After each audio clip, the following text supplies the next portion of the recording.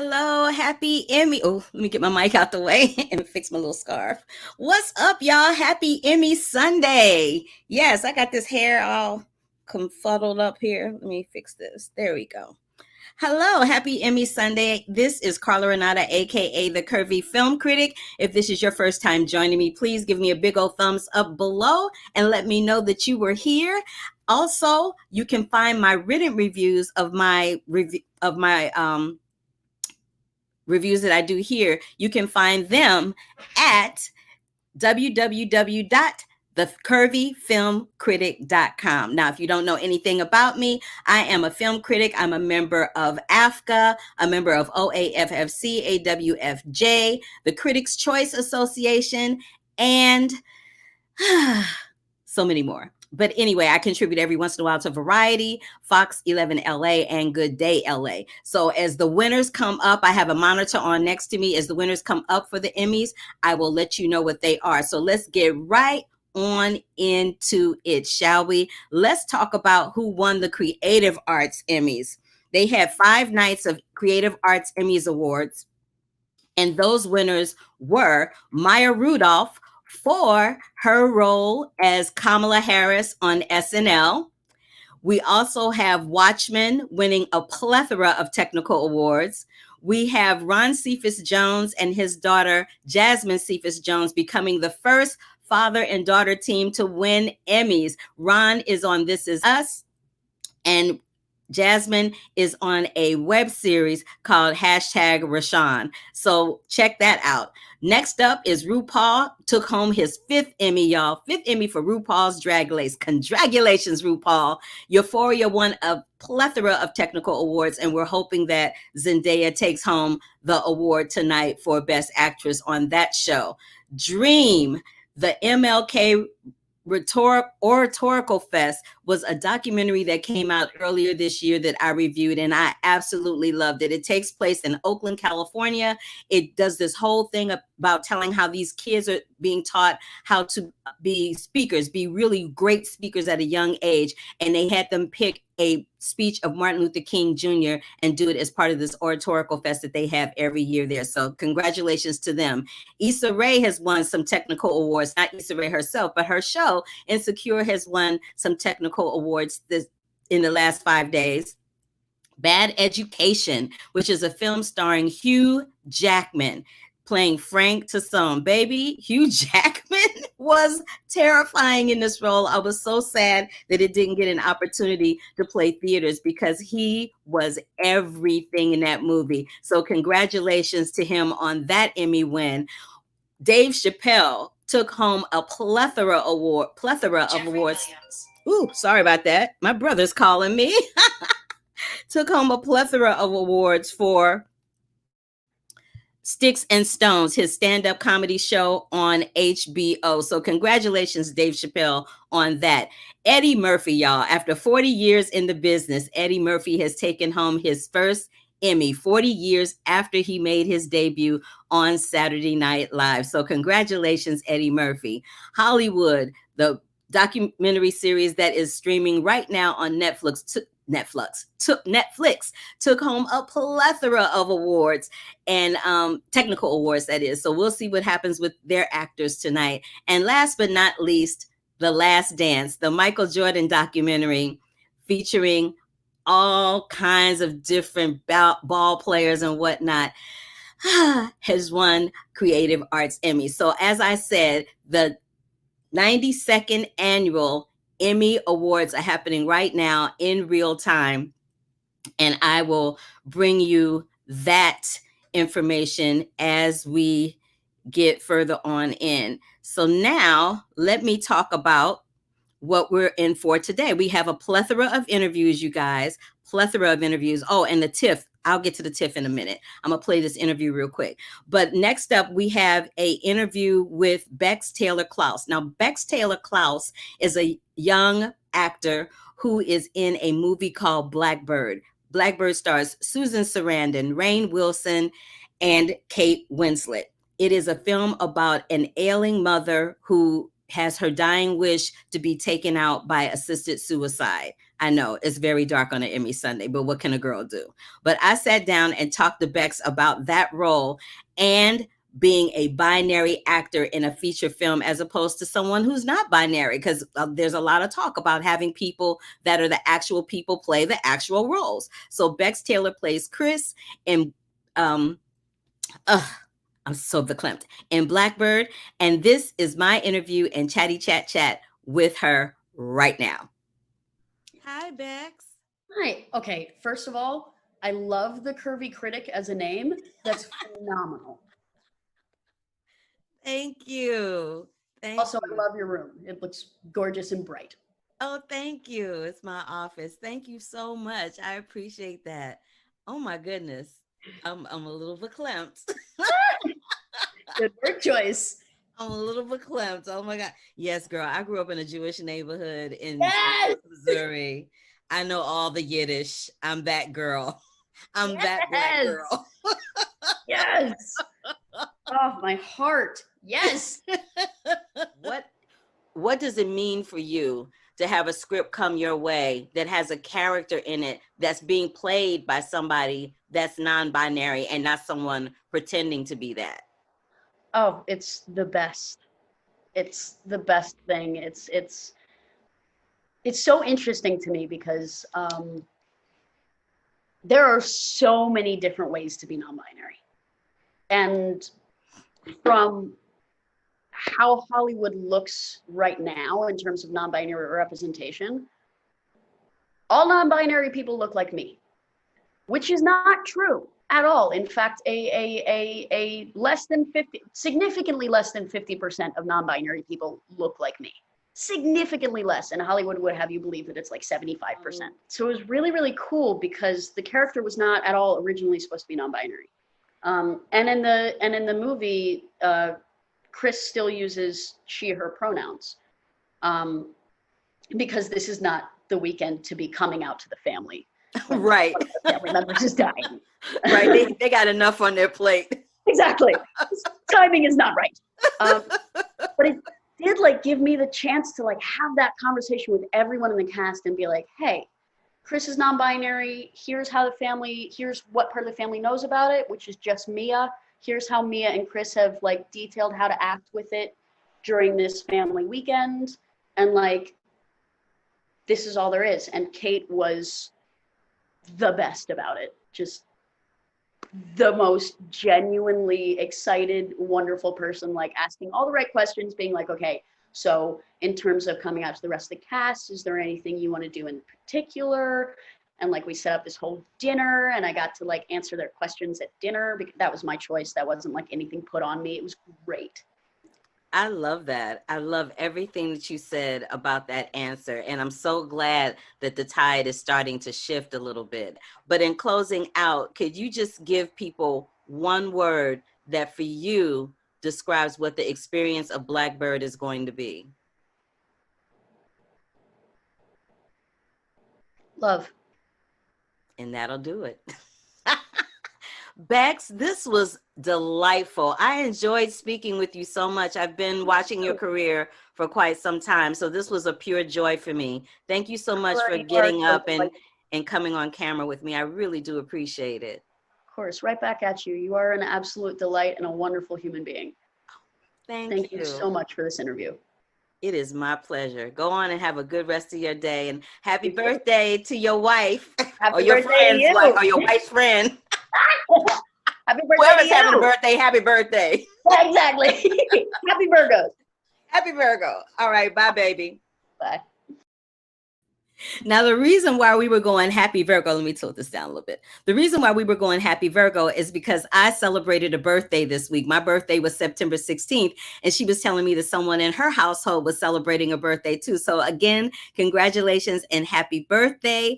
And I look forward to seeing so much more from you, Bex. Now, before I continue, let me just comment on these Emmy Awards real quick. So Jimmy Kimmel is hosting. They have cardboard cutouts in the audience, which is kind of hilarious. They have screens with everybody that's nominated pretty much on a big roundabout video screen. And they had like a little bit happening with Jason Bateman at the start. They're having some live presenters. Jennifer Aniston is coming on live right now to present an award. Billy Porter is slaying in his house in Cream, but I'll give you the Best Supporting and Best Supporting Actor winners right after this. Let me get into the TIFF Award. So TIFF 2020 wrapped up this week, actually on today, and they had a bunch of awards that they gave out. The People's Choice Award winner was Nomadland by director Chloe Zhao. The runner-up was One Night in Miami, directed by Regina King, and the second runner-up is Beans by director Tracy Deer. The People's Choice Documentary Award winner was Inconvenient Indian by Dr. Michelle Latimer. The 2020 Midnight Madness Award winner was Sean in the Cloud by director Roseanne Liang. The Shawn Mendes Foundation Award went to who did it go to? I can't find who it went to. Let's see here. It's called the Changemaker Award. It went to Black Bodies, a short film by Kelly Fife Marshall.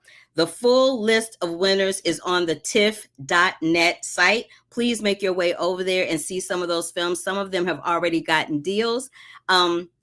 Good Joe Bell was one of the films that I saw, in addition to the other ones that I told you guys about last week. It stars Mark Wahlberg, a guy named Reed Miller, who I'm telling you, you're going to hear a lot from him this award season. Reed Miller, keep that name in mind. Reed Miller in Good Joe Bell.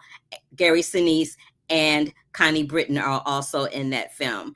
Nomadland, I think Good Joe Bell got a $20 million deal with Solstice at the end of the festival. So this is the thing. Whenever these films play these film festivals, they play with the intention of getting a distribution deal so that their film can be in theaters. Now, we all know that the theater situation is sketchy and up in the air right now, but it's really promising and uplifting that somebody came out of the festival with a deal. So again, those winners, go to tiff.net for the full list of winners, and we will continue on right here until I get the next winner for the Emmys. So I saw a film called Misbehavior. In 1970, there was a Miss World pageant, and unfortunately, the Miss World pageant collided with the women's liberation movement in England. And this film centers around both of those things simultaneously to let you know what was happening in England. And actually, that big kickoff in England is what spurred things over here in America in the 70s too. So I had a chance to sit down and speak with the director, Philippa Lowthorpe. I keep wanting to say Lowthorpe. And I spoke with Jennifer Hostin. Now, I won't be playing Jennifer Hostin's interview today. I'll play hers next week, but I will play Philippa's interview. Misbehavior is a wonderful film. It's a little slow in the middle, but I enjoyed it simply because this is the 100th year of voting this year. So we're seeing a lot of documentaries and feature films centered around that subject. We even have a we even have a limited mini-series on FX that's streaming right now called Mrs. America, around Phyllis Schlafly, who was part of the ERA movement. She wasn't an ERA movement person, but she was someone that opposed it. And they have different chapters on different women in that fight, like Bella Abzug, Shirley Chisholm, so on and so forth. So check that out. But in the meantime, check out this interview with director of Misbehavior, Philippa Lowthorpe. Now, for whatever reason, this year in particular, there's been a lot of movies and documentaries centered around the women's movement. A whole lot. As a matter of fact, this weekend at the Emmys, Miss America, which is streaming on FX, is being honored with a plethora of Emmy nominations. And then we have I Am Woman, which dropped this past weekend, centered around Helen Reddy. Why do you think that all of a sudden in cinema and on the small screen, there is this spotlight on that particular moment in time? Do you think that the Me Too and Time's Up movement have anything to do with that? Because I know that a lot of these projects were probably shot and thought about and put into fruition way before those movements even happened. I think you've put your finger on something really interesting. For instance, Misbehavior took 8 years to hit the screen. And I think the Me Too movement and the Time's Up movement changed people's ideas about what the audiences may be interested in. So in the last 2 or 3 years, these films and these projects have actually finally got made. And it's actually a fantastic celebration to see all these fabulous projects. I love Mrs. America. It's a brilliant TV series. I loved it. And we want to tell our stories. You know, people before were very bored by Women's Lib. You know, they thought it was a really dreary story about people with hairy legs and, you know, very, very serious and earnest people. But actually the women I met were so clever, so funny, irreverent. And that when they were doing that stuff, planning to storm the stage at the Miss World, they were just young kids really in their 20s, wanting to bring Women's Lib into everybody's lives and not really knowing quite how to do it, and choosing this very interesting live event to kind of bring their message home. I have to say, I'm so glad to see a woman directing this story and so many women attached to this particular project, Misbehavior. It really just warms my heart with all kinds of joy and funny, fuzzy, good things. I'm so excited about that.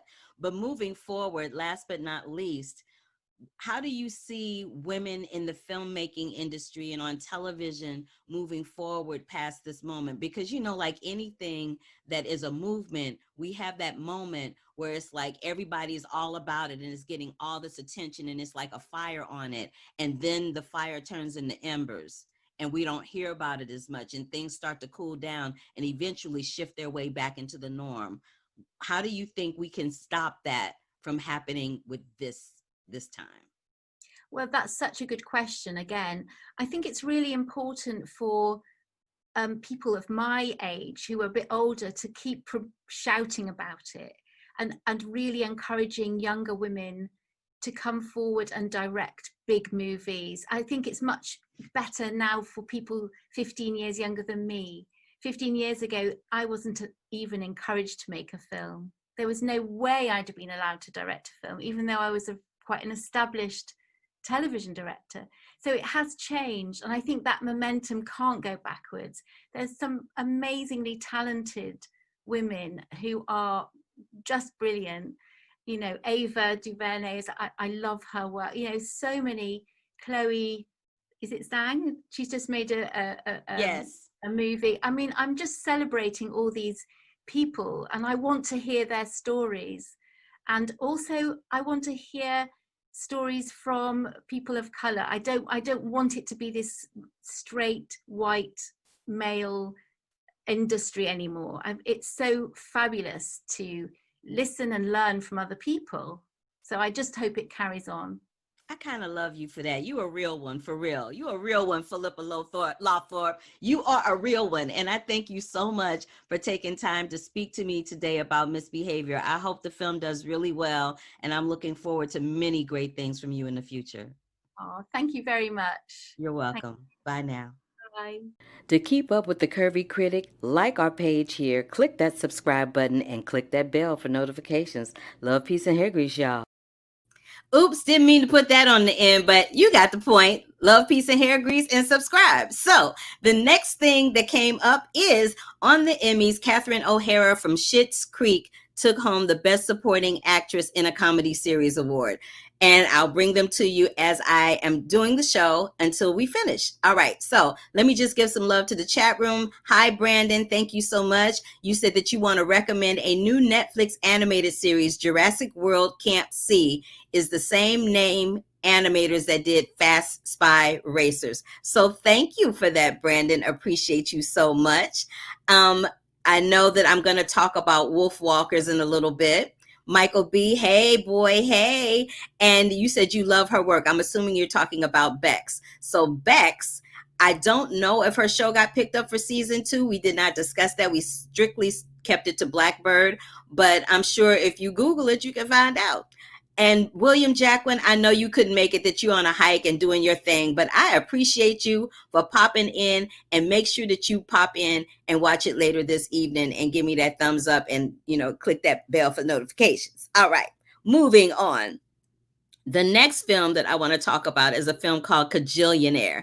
And Kajillionaire is this crazy, crazy movie that reminds me so much of The Grifters with Angelica Houston and John Cusack back in the day. But this time it's dealing with an entire family unit, not just a mother and a son, but an entire family unit. And we find that the lead character, the daughter, is having a rebirth, as it were, when she decides to break away from her family and make her own life, as opposed to doing their bidding, which is, a little unlawful to say the least. So I sat down with Miranda July, who is the director of Kajillionaire, to talk to her about exactly that. Take a look and a listen to this interview with the director of Kajillionaire, Miranda July. So I saw Kajillionaire, and when I screened it, I immediately got this really cool vibe of The Grifters with Angelica Houston and John Cusack from back in the day, but like a different, crazier version of it. Did that ever enter into your subconscious while coming up with this one? Yeah, I think that, and there was sort of like a cocktail of like the old Mission Impossible TV shows that I used to watch as a kid, and honestly, there were like books that my dad read to me. I mean, there was always this sort of fascination with like heists and grifters, and so it was a real easy language for me. But most of those things didn't really have anything to do with like an emotional life I could relate to. So that was a great challenge with this. One of the things that struck me is that this, at the end of the day, is a story about love and being loved and what that looks like in all different shapes and forms that it comes in.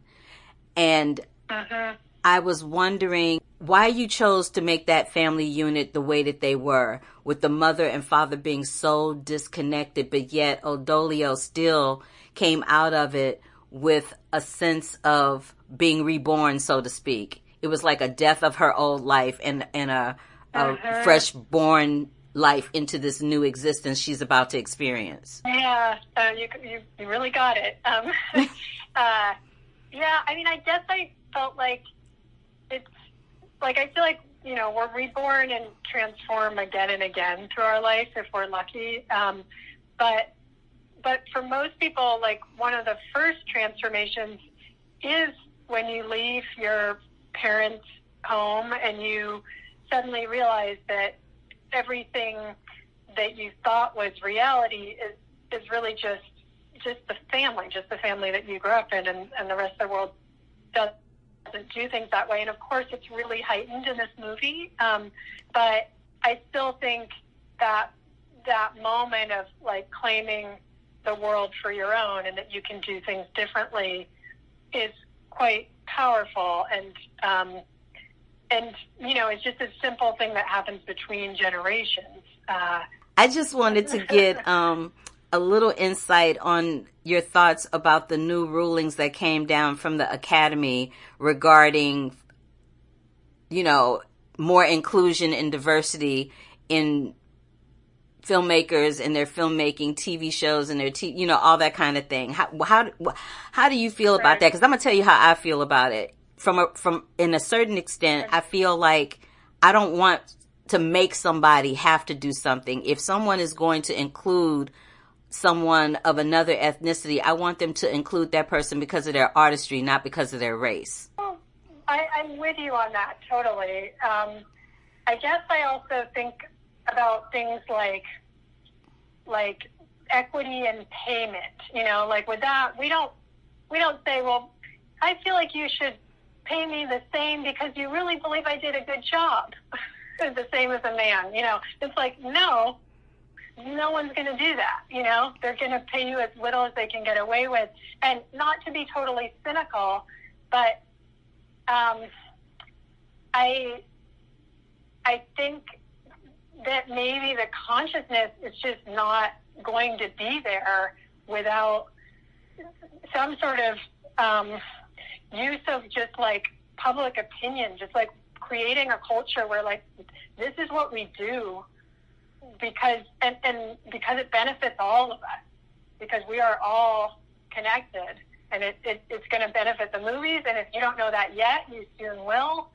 And I don't know, that's just another way to look at it, I guess. And I appreciate your filmmaking, and your artistry is so fresh and unique and different. And we need that out here, you know, with everything coming out with cookie cutter, cardboard ideology behind it. So I appreciate you and your filmmaking from that perspective. And I really thank you for taking time out of your busy day from your child and homeschooling to talk to me.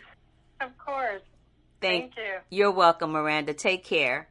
To keep up with the Curvy Critic, like our page here, click that subscribe button, and click that bell for notifications. Love, peace, and yeah, and there we go again.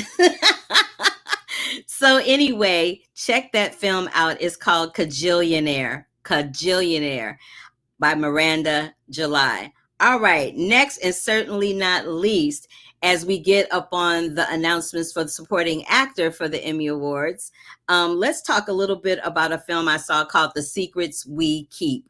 And The Secrets We Keep is a thriller drama that centers around this woman who was a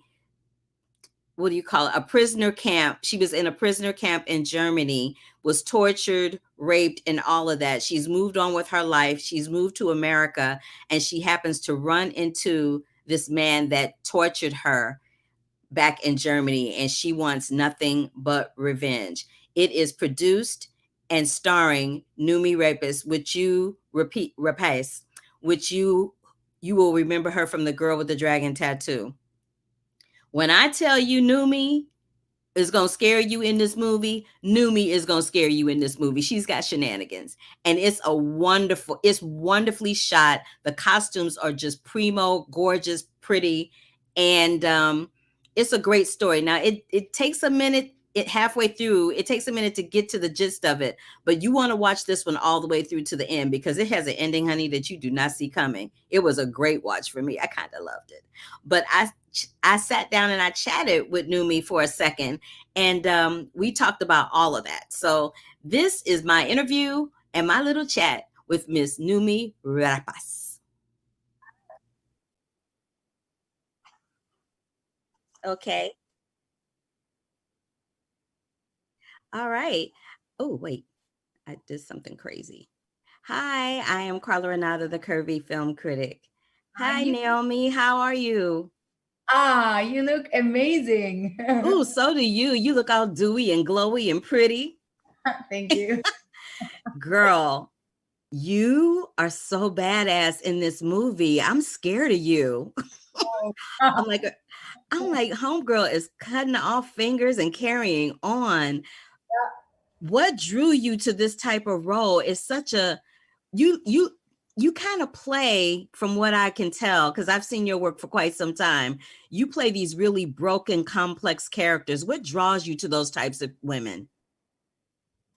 Well, I find a woman struggling and fighting against the system, or fighting against her own darkness or brokenness, trying to heal. I find that really fascinating. And I was very much a part of putting this movie together, choosing the director, rewriting the script, changing. Maya used to be a Jewish couple that came to the States together and runs into the Nazi that was from the concentration camp that they were in. So the story was very different when I started working on it with Yuval, and I changed it into a Roma woman who has this very troubled past, who lost her sister and was raped, and all these terrible things happen. And then she's been trying to recreate herself, restore herself, heal herself, but she just closed the door to the trauma. And then she one day, as you see in this beautiful small town, peaceful, all the women looks like small pastries, and she's in the midst of all that innocence. She runs into this man that she's convinced is the one who did all these things to her. And then the animal comes up, and all her rage, all her explosive feelings that she needs to deal with, all that comes up. And I find that balance between the fragility and the vulnerability and the rage, I find that is really interesting to go into. It was really interesting to watch. And I was reminded so very hurtfully so about so many people that were Jewish, that were in concentration camps, Black people that were in slavery, that, you know, weren't able to get any retribution. And here this woman was in a situation where she was able to do that. That was so fascinating for me. And that ending kind of really took me by surprise. I don't want to tell nobody what it is, but it was everything. You were everything. The costumes were everything. The way it was shot was everything. Kudos to you for such a wonderful, wonderful, complex yet beautiful project. What are you up to next? Wow. I love being a producer on this one. So I am producing more films. I have a few things I'm developing right now with amazing people. So I feel very honored and blessed. And then I'm preparing a movie. I start shooting in 3 weeks. So I'm in full preparation. Cool. Well, thank you so much for taking your time to speak to me. I wholeheartedly appreciate it. And good luck with the film. Thank you. Beautiful you. Beautiful you. Bye. Bye. I loved her. She was so gracious and so sweet and so nice, which is the complete antithesis of what she plays in this film. So again, that is Nooma Rapace in The Secrets We Keep. And that brings me to the next winner that we have at the 2020 Emmy Awards. Eugene Levy just took home the statue for Best Supporting Actor in a Comedy Series for Schitt's Creek. So we have both of them winning two of the top prizes for that particular show. Oh, and it looks like they are about to sweep, because now Daniel Levy, his son, just won another award. So, okay, it's a family affair at the Emmys for the Levy family. Okay, Daniel Levy for Schitt's Creek just won. All right, so that does it for this edition of the Curvy Film Critic with Carla Renata. Let me just give a shout out to y'all back in the room. I know, Michael B., you said I'm your entertainment guru. Child, this is the thing. I talk about movies. Sometimes I talk about TV if it's a docuseries or something like that. But a lot of those shows, I can't, there's only so much eyeballing I can do on a TV screen. Just saying, there's only so much eyeballing I can do. But I appreciate that you think I'm your entertainment guru. I'll take that title any day. And I want to get to the Emmys, so I'm not going to talk. I know, Brandon, you're going to be mad at me that I'm not talking about Wolfwalkers, but I promise you I will talk about Wolfwalkers. Yeah, so there's that. I want to tell you what's coming up next week. So next week, I have Julie Taymor. Now, Julie Taymor and I have history. I was in The Lion King, the original Los Angeles production of The Lion King. Julie Taymor directed that, as well as the original production of The Lion King on Broadway. And she has a film that is coming out called The Glorias, which is a very different spin on a biopic about Gloria Steinem. So I spoke with Miss Julie yesterday. I'll have that interview for you. I spoke with John David Washington through the AAFCA Roundtable about it. So I have that interview for you. I'm also speaking with the Secret Society of Second Born Royals. I spoke with Miss Peyton Elizabeth Lee and Niles Fitch. I'll have that interview for you. And I'm speaking with Latoya Tonadio from Power Book to Ghost. I have all of that coming up next week. And we're going to talk about this docuseries on Epix called Enslaved, which is featured around and narrated by and produced by Samuel L. Jackson and his wife, LaTanya Richardson. So that is an abridged version of the Curvy Film Critic with Carla Renata today. Again, let me just run down those films I told you about. Kajillionaire is streaming now. The Secrets We Keep is streaming. Misbehavior is streaming on September 25th. The Glorias will be streaming, I think, either the 25th or the 30th. And Blackbirds is streaming, or Blackbird rather, is streaming right now. So until the next time, if this is your first time here, again, give me a big old thumbs up to let me know you were here. Click the notification bell for notifications on the next episode of the Curvy Film Critic with Carla Renata. I will see you next Sunday, as I always do, at 5 o'clock right here on same time, same bat channel, and tune in next week for all of those interviews. And until then, y'all, love, peace, and hair grease. Deuces.